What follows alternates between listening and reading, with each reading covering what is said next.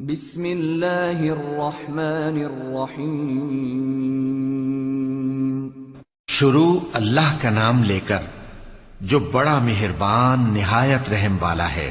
یہ قرآن یعنی کتاب روشن کی آیتیں ہیں، مومنوں کے لیے ہدایت اور بشارت ہے، وہ جو نماز پڑھتے اور زکوٰۃ دیتی ہیں اور وہ آخرت کا بھی یقین رکھتے ہیں۔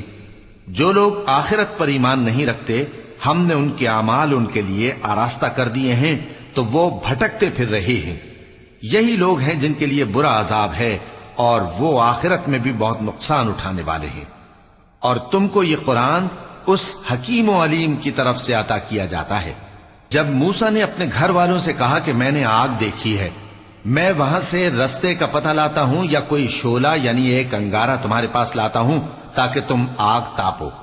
جب موسیٰ اس کے پاس آئے تو ندا آئی کہ وہ جو آگ میں تجلی دکھاتا ہے بابرکت ہے، اور وہ جو آگ کے ارد گرد ہے، اور اللہ جو تمام عالم کا پروردگار ہے پاک ہے۔ اے موسیٰ، میں اللہ ہوں، عزت والا، حکمت والا، اور اپنی لاٹھی ڈال دو۔ سو جب اسے دیکھا تو اس طرح حرکت کر رہی تھی گویا سانپ ہے، تو پیٹ پھیر کر بھاگے اور پیچھے مڑ کر نہ دیکھا۔ فرمایا، اے موسیٰ ڈرو مت، میرے پاس پیغمبر ڈرا نہیں کرتے۔ ہاں، جس نے ظلم کیا پھر برائی کے بعد اسے نیکی سے بدل دیا تو میں بخشنے والا مہربان ہوں۔ اور اپنا ہاتھ اپنے گریبان میں ڈالو، بے عیب سفید و روشن نکلے گا۔ ان دو معجزوں کے ساتھ جو 9 معجزوں میں داخل ہیں فرعون اور اس کی قوم کے پاس جاؤ کہ وہ بدکردار لوگ ہیں۔ پھر جب ان کے پاس ہماری روشن نشانیاں پہنچیں تو کہنے لگے یہ کھلا جادو ہے، اور بے انصافی اور غرور سے ان کو ماننے سے انکار کیا، جبکہ ان کے دل ان کو مان چکے تھے۔ سو دیکھ لو کہ فساد کرنے والوں کا انجام کیسا ہوا۔ اور ہم نے داؤد اور سلیمان کو علم بخشا، اور انہوں نے کہا کہ اللہ کا شکر ہے جس نے ہمیں اپنے بہت سے مومن بندوں پر فضیلت دی۔ اور سلیمان داؤد کے قائم مقام ہوئے اور کہنے لگے کہ لوگوں، ہمیں اللہ کی طرف سے پرندوں کی بولی سکھائی گئی ہے اور ہر چیز عنایت فرمائی گئی ہے، بے شک یہ اس کا خاص فضل ہے۔ اور سلیمان کے لیے جنوں اور انسانوں اور پرندوں کے لشکر جمع کیے گئے اور پھر ان کی جماعتیں بنائی گئیں، یہاں تک کہ جب چیونٹیوں کے میدان میں پہنچے تو ایک چیونٹی نے کہا کہ چیونٹیوں، اپنے اپنے بلوں میں داخل ہو جاؤ، ایسا نہ ہو کہ سلیمان اور اس کے لشکر تم کو کچل ڈالیں اور ان کو خبر بھی نہ ہو۔ تو وہ اس کی بات سے ہنس پڑے اور کہنے لگے کہ اے پروردگار، مجھے توفیق عنایت کر کہ جو احسان تو نے مجھ پر اور میرے ماں باپ پر کیے ہیں ان کا شکر کروں، اور ایسے نیک کام کروں کہ تو ان سے خوش ہو جائے، اور مجھے اپنی رحمت سے اپنے نیک بندوں میں داخل فرما۔ اور جب انہوں نے پرندوں کا جائزہ لیا تو کہنے لگے کیا سبب ہے مجھے ہدہد نظر نہیں آتا؟ کیا کہیں غائب ہو گیا ہے؟ میں اسے سخت سزا دوں گا یا ذبح کر ڈالوں گا یا میرے سامنے اپنی بے قصوری کی واضح دلیل پیش کرے۔ ابھی تھوڑی دیر ہوئی تھی کہ ہدہد آ موجود ہوا اور کہنے لگا کہ مجھے ایک ایسی چیز معلوم ہوئی ہے جس کی آپ کو خبر نہیں، اور میں آپ کے پاس ملک سبا سے ایک یقینی خبر لے کر آیا ہوں۔ میں نے ایک عورت دیکھی کہ ان لوگوں پر حکومت کرتی ہے اور ہر چیز اسے میسر ہے، اور اس کا ایک شاندار تخت ہے۔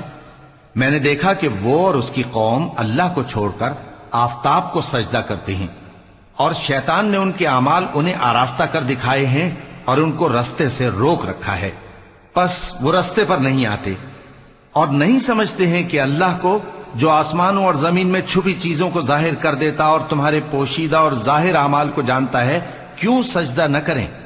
اللہ کے سوا کوئی عبادت کے لائق نہیں، وہی عرش عظیم کا مالک ہے۔ چونکہ آیت سجدہ تلاوت کی گئی ہے لہذا سامعین پر سجدہ واجب ہے۔ سلیمان نے کہا اچھا، ہم دیکھیں گے تو نے سچ کہا ہے یا تو جھوٹا ہے۔ یہ میرا خط لے جا اور اسے ان کی طرف ڈال دے، پھر ان کے پاس سے ہٹ جانا اور دیکھنا کہ وہ کیا جواب دیتی ہیں۔ ملکہ نے کہا کہ دربار والو، مجھ تک ایک نامہ گرامی پہنچایا گیا ہے، وہ سلیمان کی طرف سے ہے، اور مضمون یہ ہے کہ شروع اللہ کا نام لے کر جو بڑا مہربان نہایت رحم والا ہے، بعد اس کے یہ کہ مجھ سے سرکشی نہ کرو اور مطیع و فرما بردار ہو کر میرے پاس چلے آؤ۔ خط سنا کر کہنے لگی کہ اے اہل دربار، میرے اس معاملے میں مجھے مشورہ دو جب تک کہ تم حاضر نہ ہو اور صلاح نہ دو میں کسی کام کا فیصلہ نہیں کیا کرتی۔ وہ بولے کہ ہم بڑے زوراور اور سخت جنگجو ہیں اور حکم آپ کے اختیار میں ہے، تو جو حکم دیجیے گا اس کے انجام پر نظر کر لیجیے گا۔ اس نے کہا کہ بادشاہ جب کسی شہر میں داخل ہوتے ہیں تو اس کو تباہ کر دیتے ہیں اور وہاں کے عزت والوں کو ذلیل کر دیا کرتے ہیں، اور اسی طرح یہ بھی کریں گے۔ اور میں ان کی طرف کچھ تحفہ بھیجتی ہوں اور دیکھتی ہوں کہ قاصد کیا جواب لاتے ہیں۔ پس جب قاصد سلیمان کے پاس پہنچا تو سلیمان نے کہا، کیا تم مجھے مال سے مدد دینا چاہتے ہو؟ سو جو کچھ اللہ نے مجھے عطا فرمایا ہے وہ اس سے کہیں بہتر ہے جو تمہیں دیا ہے۔ حقیقت یہ ہے کہ اپنے تحفے سے تم ہی خوش ہوتے ہوگے۔ ان کے پاس واپس جاؤ، اب ہم ان پر ایسے لشکر لے کر حملہ کریں گے جن کے مقابلے کی ان میں طاقت نہ ہوگی، اور ان کو وہاں سے بے عزت کر کے نکال دیں گے اور وہ ذلیل ہوں گے۔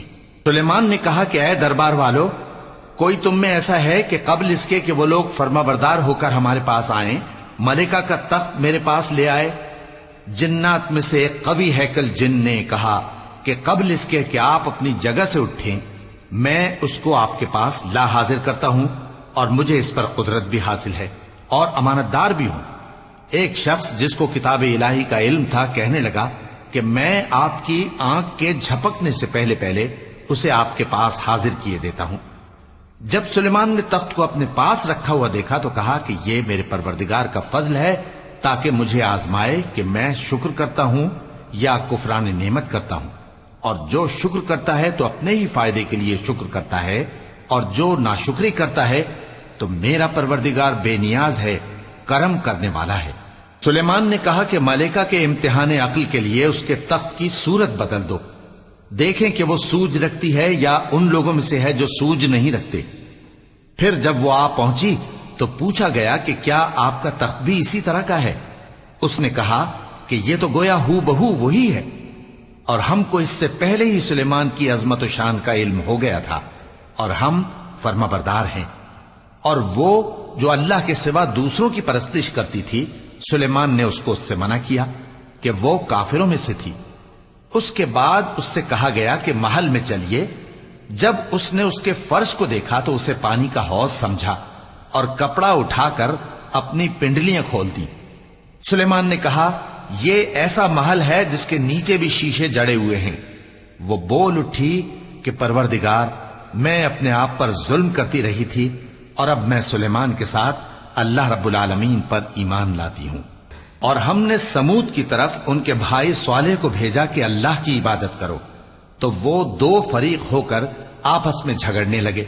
صالح نے کہا کہ اے قوم، تم بھلائی سے پہلے برائی کے لیے کیوں جلدی کرتے ہو، اور اللہ سے بخشش کیوں نہیں مانگتے تاکہ تم پر رحم کیا جائے؟ وہ کہنے لگے کہ تم اور تمہارے ساتھی ہمارے لیے برا شگون ہیں۔ صالح نے کہا کہ تمہاری بدشگونی اللہ کے پاس ہے، بلکہ تم ایسے لوگ ہو جن کی آزمائش کی جاتی ہے۔ اور شہر میں 9 شخص تھے جو ملک میں فساد کیا کرتے تھے اور اصلاح سے کام نہیں لیتے تھے۔ کہنے لگے کہ اللہ کی قسم کھاؤ کہ ہم رات کو اس پر اور اس کے گھر والوں پر شبخون ماریں گے، پھر اس کے وارثوں سے کہہ دیں گے کہ ہم تو اس کے گھر والوں کے موقع ہلاکت پر تھے ہی نہیں، اور ہم سچ کہتی ہیں۔ اور وہ ایک چال چلے، اور ہم نے بھی ایک تدبیر کی، اور ان کو کچھ خبر نہ ہوئی۔ تو دیکھ لو کہ ان کی چال کا انجام کیسا ہوا۔ ہم نے ان کو اور ان کی قوم سب کو ہلاک کر ڈالا۔ اب ان کے یہ گھر ان کے ظلم کے سبب تلپٹ پڑے ہیں۔ جو لوگ علم رکھتے ہیں ان کے لیے اس میں نشانی ہے، اور جو لوگ ایمان لائے اور ڈرتے تھے ان کو ہم نے نجات دی۔ اور لوط کو یاد کرو جب انہوں نے اپنی قوم سے کہا کہ تم بے حیائی کے کام کیوں کرتے ہو جبکہ تم دیکھتے ہو؟ کیا تم عورتوں کو چھوڑ کر لذت حاصل کرنے کے لیے مردوں کی طرف مائل ہوتے ہو؟ حقیقت یہ ہے کہ تم احمق لوگ ہو۔ تو ان کی قوم کے لوگ بولے تو یہ بولے، اور اس کے سوا ان کا کچھ جواب نہ تھا کہ لوط کے گھر والوں کو اپنے شہر سے نکال دو، یہ لوگ پاک بننا چاہتے ہیں۔ تو ہم نے ان کو اور ان کے گھر والوں کو نجات دی، مگر ان کی بیوی کہ اس کی نسبت ہم نے مقرر کر رکھا تھا کہ وہ پیچھے رہنے والوں میں ہوگی۔ اور ہم نے ان پر مے برسایا، سو جو مے ان لوگوں پر برسا جن کو متنبع کر دیا گیا تھا برا تھا۔ کہہ دو کہ سب تعریف اللہ ہی کے لیے ہے، اور اس کے ان بندوں پر سلام ہے جس کو اس نے منتخب فرمایا، بھلا اللہ بہتر ہے یا وہ جن کو یہ اس کا شریک بناتے ہیں؟ بھلا کس نے آسمانوں اور زمین کو پیدا کیا اور کس نے تمہارے لیے آسمان سے پانی برسایا؟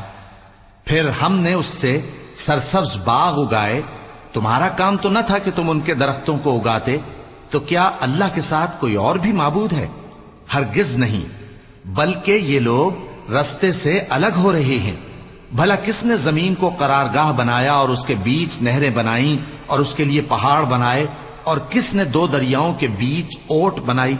یہ سب کچھ اللہ نے بنایا، تو کیا اللہ کے ساتھ کوئی اور معبود بھی ہے؟ ہرگز نہیں، بلکہ ان میں اکثر علم نہیں رکھتے۔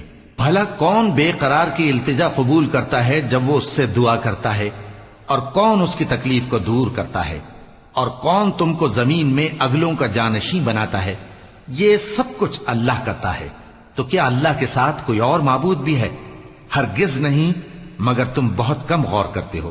بھلا کون تم کو جنگل اور دریا کے اندھیروں میں رستہ بتاتا، اور کون ہواؤں کو اپنی رحمت کے آگے خوشخبری بنا کر بھیجتا ہے؟ یہ سب کچھ اللہ کرتا ہے، تو کیا اللہ کے ساتھ کوئی اور معبود بھی ہے؟ ہرگز نہیں۔ یہ لوگ جو شرک کرتے ہیں، اللہ کی شان اس سے بلند ہے۔ بھلا کون خلقت کو پہلی بار پیدا کرتا پھر اس کو دوبارہ پیدا کرے گا؟ اور کون تم کو آسمان اور زمین سے رزق دیتا ہے؟ یہ سب کچھ اللہ کرتا ہے، تو کیا اللہ کے ساتھ کوئی اور معبود بھی ہے؟ ہرگز نہیں۔ کہہ دو کہ مشرکو، اگر تم سچے ہو تو دلیل پیش کرو۔ کہہ دو کہ جو لوگ آسمانوں اور زمین میں ہیں اللہ کے سوا غیب کی باتیں نہیں جانتے، اور نہ یہ جانتے ہیں کہ کب زندہ کر کے اٹھائے جائیں گے، بلکہ آخرت کے بارے میں ان کا علم ختم ہو چکا ہے، بلکہ یہ اس کی طرف سے شک میں ہیں، بلکہ یہ اس سے اندھے ہو رہے ہیں۔ اور جو لوگ کافر ہیں کہتے ہیں کہ جب ہم اور ہمارے باپ دادا مٹی ہو جائیں گے تو کیا ہم پھر قبروں سے نکالے جائیں گے؟ یہ وعدہ ہم سے اور ہمارے باپ دادا سے پہلے سے ہوتا چلا آیا ہے، کہاں کا اٹھنا اور کیسی قیامت؟ یہ تو صرف پہلے لوگوں کی کہانیاں ہیں۔ کہہ دو کہ ملک میں چلو پھرو، پھر دیکھو کہ گناہگاروں کا انجام کیا ہوا ہے، اور ان کے حال پر غم نہ کرنا، اور نہ ان چالوں سے جو یہ کر رہے ہیں تنگ دل ہونا۔ اور کہتے ہیں کہ اگر تم سچے ہو تو یہ وعدہ کب پورا ہوگا؟ کہہ دو کہ جس عذاب کے لیے تم جلدی کر رہے ہو شاید اس میں سے کچھ تمہارے نزدیک آ پہنچا ہو، اور تمہارا پروردگار تو لوگوں پر فضل کرنے والا ہے، لیکن ان میں سے اکثر شکر نہیں کرتے۔ اور جو باتیں ان کے سینوں میں پوشیدہ ہوتی ہیں اور جو کام وہ ظاہر کرتے ہیں، تمہارا پروردگار ان سب کو جانتا ہے۔ اور آسمانوں اور زمین میں کوئی پوشیدہ چیز نہیں ہے مگر یہ کہ وہ ایک کتاب روشن میں لکھی ہوئی ہے۔ بے شک یہ قرآن بنی اسرائیل کے سامنے اکثر باتیں جن میں وہ اختلاف کرتے ہیں بیان کر دیتا ہے، اور بے شک یہ مومنوں کے لیے ہدایت اور رحمت ہے۔ تمہارا پروردگار قیامت کے روز ان میں اپنے حکم سے فیصلہ کر دے گا، اور وہ غالب ہے، علم والا ہے۔ تو اللہ پر بھروسہ رکھو، تم تو صاف حق پر ہو۔ کچھ شک نہیں کہ تم مردوں کو بات نہیں سنا سکتے، اور نہ بہروں کو جبکہ وہ پیٹ پھیر لیں آواز سنا سکتے ہو، اور نہ اندھوں کو گمراہی سے نکال کر رستہ دکھا سکتے ہو۔ تم تو انہی کو سنا سکتے ہو جو ہماری آیتوں پر ایمان لاتے ہیں، پھر وہ فرما بردار ہو جاتے ہیں۔ اور جب ان کے بارے میں عذاب کا وعدہ پورا ہوگا تو ہم ان کے لیے زمین میں سے ایک جانور نکالیں گے جو ان سے باتیں کرے گا۔ یہ ہم اس لیے کریں گے کہ لوگ ہماری آیتوں پر ایمان نہیں لاتے تھے۔ اور جس روز ہم ہر امت میں سے ایک بڑے گروہ کو جمع کریں گے جو ہماری آیتوں کی تکذیب کرتے تھے، پھر ان کی جماعت بندی کی جائے گی، یہاں تک کہ جب سب آ جائیں گے تو اللہ فرمائے گا کہ کیا تم نے میری آیتوں کو جھٹلا دیا تھا، حالانکہ تم نے اپنے علم سے ان کا احاطہ تو کیا ہی نہ تھا؟ بھلا تم کیا کرتے رہتے تھے؟ اور ان کے ظلم کے سبب ان کے حق میں وعدہ عذاب پورا ہو کر رہے گا تو وہ بول بھی نہ سکیں گے۔ کیا انہوں نے نہیں دیکھا کہ ہم نے رات کو اس لیے بنایا ہے کہ اس میں آرام کریں، اور دن کو روشن بنایا ہے کہ اس میں کام کریں؟ بے شک اس میں مومن لوگوں کے لیے نشانیاں ہیں۔ اور جس روز سور پھونکا جائے گا تو جو لوگ آسمانوں میں اور جو زمین میں ہیں سب گھبرا اٹھیں گے، مگر وہ جسے اللہ چاہے، اور سب اس کے پاس عاجز ہو کر چلے آئیں گے۔ اور تم پہاڑوں کو دیکھتے ہو تو خیال کرتے ہو کہ مضبوط جمے ہوئے ہیں، مگر وہ اس روز اس طرح اڑتے پھریں گے جیسے بادل۔ یہ اللہ کی کاریگری ہے جس نے ہر چیز کو مضبوط بنایا، بے شک وہ تمہارے سب افعال سے باخبر ہے۔ جو شخص نیکی لے کر آئے گا تو اس کے لیے اس سے بہتر بدلہ تیار ہے، اور ایسے لوگ اس روز گھبراہٹ سے بے خوف ہوں گے، اور جو برائی لے کر آئے گا تو ایسے لوگ اوندھے منہ دوزخ میں ڈال دیے جائیں گے۔ تم کو تو انہی اعمال کا بدلہ ملے گا جو تم کرتے رہے ہو۔ کہہ دو مجھ کو یہی ارشاد ہوا ہے کہ اس شہر مکہ کے مالک کی عبادت کروں جس نے اس کو محترم بنایا ہے، اور ہر چیز اسی کی ہے، اور مجھے یہ بھی حکم ہوا ہے کہ میں فرما بردار رہوں، اور یہ بھی کہ قرآن پڑھا کروں۔ اب جو شخص راہ راست اختیار کرتا ہے تو اپنے ہی فائدے کے لیے اختیار کرتا ہے، اور جو گمراہ رہتا ہے تو کہہ دو کہ میں تو صرف خبردار کرنے والا ہوں۔ اور کہو کہ اللہ کا شکر ہے وہ تم کو عنقریب اپنی نشانیاں دکھائے گا تو تم ان کو پہچان لو گے، اور جو کام تم کرتے ہو تمہارا پروردگار ان سے بے خبر نہیں ہے۔